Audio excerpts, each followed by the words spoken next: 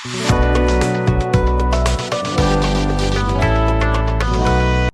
Everyone, this is Manjeet and आज के video में हम बात करने जा रहे हैं संधि के कुछ अन्य उदाहरणों के बारे में। पिछले वीडियो में हम लोग ने देखा था कुछ अच संधि के उदाहरण के बारे में। इस वीडियो में हम कुछ व्यंजन संधि जो है उनके उदाहरण के बारे में देखेंगे। तो चलिए स्टार्ट करते हैं। सबसे पहले व्यंजन संधि में हम देखते हैं सन प्लस जय। तो इस उदाहरण में हम बेसिकली देखते हैं कि जो कि प्रथम पद है उसमें सन है जो कि अनुस्वार के साथ है, दूसरे वर्ण में जय है। तो यहाँ पे जो सन अनुस्वार है उसके बाद यय प्रत्याहार आने की वजह से यहाँ पे क्या हो रहा है, परसवर्ण आदेश हो जा रहा है। ठीक है, तो यहाँ पे क्या है बेसिकली कि सन में क्या है, अनुस्वार है, इसके बाद जो जय है वो यय प्रत्याहार का वर्ण है। इसी कारण से क्या होगा, यहाँ पे अनुस्वार से यही परसवर्ण यह सूत्र लगने के कारण क्या हो जाएगा कि जो अनुस्वार है उसके स्थान पर परसवर्ण हो जाएगा, मतलब पर में पद है उसका सवर्ण हो जाएगा। तो उस सवर्ण का जो अनुस्वार वाला वर्ण रहेगा वो क्या होगा, यहाँ पे स्थित हो जाएगा। तो यहाँ पे क्या हो रहा है, ज का अनुस्वार वर्ण जो कि य होता है वो आ जा रहा है। तो इसलिए स और अनुस्वार की जगह पे य आने के कारण ये रूप बन रहा है संजय। ठीक है, तो ये बेसिकली किसके द्वारा हलित हो रहा है, अनुस्वार से यही परसवर्ण इस सूत्र द्वारा हलित हो रहा है। अब यहाँ पे हम बेसिकली देखते हैं कि यय प्रत्याहार में कौन कौन से वर्ण आते हैं। तो बेसिकली यय प्रत्याहार जो है उसमें वर्ग का प्रथम, द्वितीय, तृतीय वर्ण, साथ ही साथ य, र, ल, व ये सभी वर्ण आते हैं। इसके बाद हम बात करेंगे कि यदि क वर्ग रहा, ठीक है, यहाँ पे यदि क वर्ग रहा तो यहाँ जैसे य आया है उसके जगह पे अंग आएगा। उसी तरह च वर्ण में जब च वर्ग का वर्ण है तो उसके जगह पे य आया है। तो इस तरह से वर्ण बनने को मिलेंगे। अब हम दूसरा उदाहरण देखते हैं। तो दूसरे उदाहरण में दिया गया है गुरुम प्लस नमति। तो यहाँ पे क्या हो रहा है कि गुरुम में जो प्रथम पद है उसमें अंतिम जो वर्ण है वो म से अंत हो रहा है। ठीक है, और उसके पर में जो है वो हल है, जो न है वो क्या है, हल का है।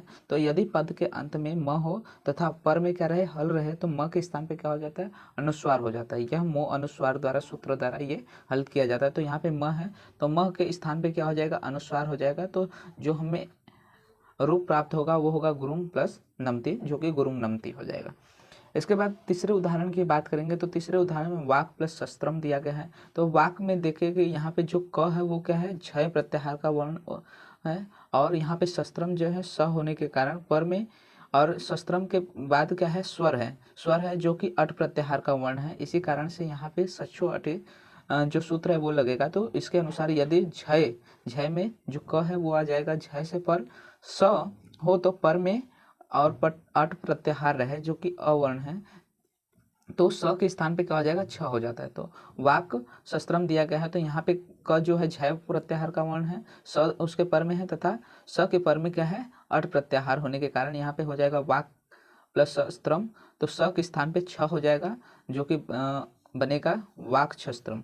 ठीक है, तो ये सूत्र द्वारा इसको हलित किया जाता है। अब झय जो प्रत्याहार है उसमें वर्ग का प्रथम, द्वितीय, तृतीय, चतुर्वर्ण आते हैं तथा अट में क्या होता है, सभी स्वर आते हैं, साथ ही साथ य, र, व, ह ये वर्ण देखने को मिलते हैं।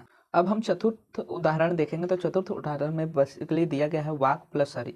तो वाक और हरि यहाँ पे पूर्व पद के अंत में बेसिकली झल प्रत्याहार है तथा पर पद जो दिया गया है उसमें जस दिया गया है। ठीक है, तो यहाँ पे क्या होगा, जब भी किसी वर्ण में क्या हो, पूर्व पद में अगर झल प्रत्याहार और उसके पर में क्या है, जस हो, तो उसी वर्ण का मतलब क वर्ण का ही क्या हो जाएगा, तीसरा वर्ण यहाँ पे आदेश हो जाएगा। जैसे वाक क यहाँ पे है तो क वर्ण का तीसरा वर्ण आ जाएगा। तो क वर्ग का तीसरा वर्ण क, ख, ग आ जाएगा। तो यहाँ पे वाघ हरि यह रूप देखने को मिलता है जो कि झलाम जसवंत है।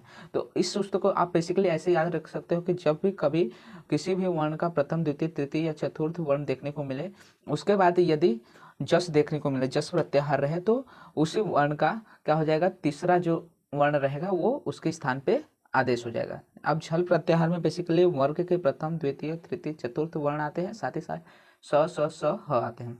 जस प्रत्याहार में क्या होता है, वर्ग के तृतीय वर्ण आते हैं। तो हमेशा याद रखेगा जब भी क्या हो, पूर्व पद के अंत में झल प्रत्याहार रहे और उसके पर में कस रहे, तो हमेशा क्या हो जाएगा, उस वर्ण का तीसरा वर्ण आ जाएगा।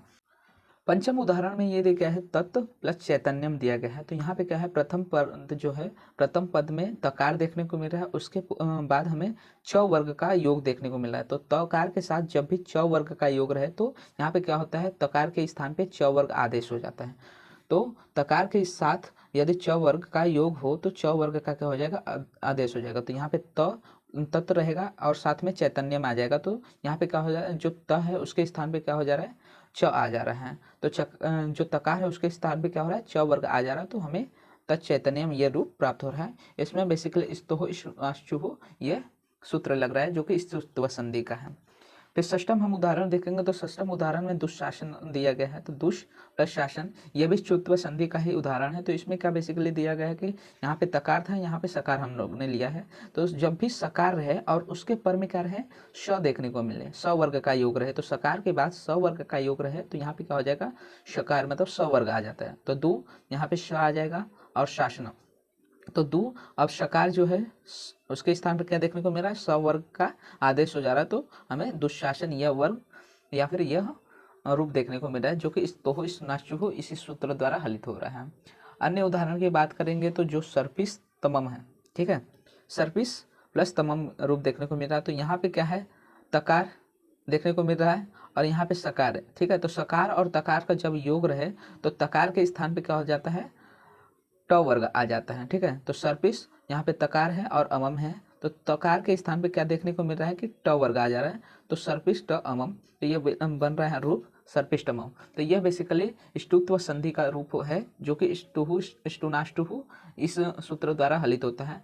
तो इसमें क्या याद रखना है, जब भी तकार रहे और सकार रहे या फिर सकार और सकार रहे तो उसमें क्या हो जाएगा, तकार के स्थान पे हमेशा टकार या त वर्ग देखने को मिलेगा। अन्य उदाहरण देखते हैं। तो अन्य उदाहरण में दिया गया कच्चित प्लस लियते, ये बहुत ही सिंपल है। बेसिकली इसमें क्या रहेगा, जब भी आपको पूर्व पद में त देखने को मिले अंत में तथा उसके पर पद में ल देखने को मिले तो इसमें आपको कुछ सोचने की जरूरत नहीं, डायरेक्ट इसमें क्या हो जाएगा, जो पर वर्ण रहेगा उसका सवर्ण हो जाएगा। तो जब भी त वर्ण है तथा उसके बाद में ल वर्ग देखने को मिले तो त के स्थान पे हमेशा क्या हो जाएगा, लवर्ण हो जाएगा। तो वर्ग के बाद में यदि ल आए, ठीक है, त वर्ग के बाद में यदि ल आए तो त के स्थान पे क्या हो जाएगा, पर सवर्ण मतलब ल हो जाएगा। ये बेसिकली तोरली सूत्र द्वारा इसको हलित किया जाता है। इसमें आपको जो रूप देखने को मिलेगा वो हो जाएगा कश्यलीयते। अब हम कुछ यहाँ तक हम लोग ने बेसिकली एक्सप्लेनेशन के साथ किया। अब हम डायरेक्ट देखेंगे। तो सबसे पहले हम देखते हैं लब प्लस धाहा।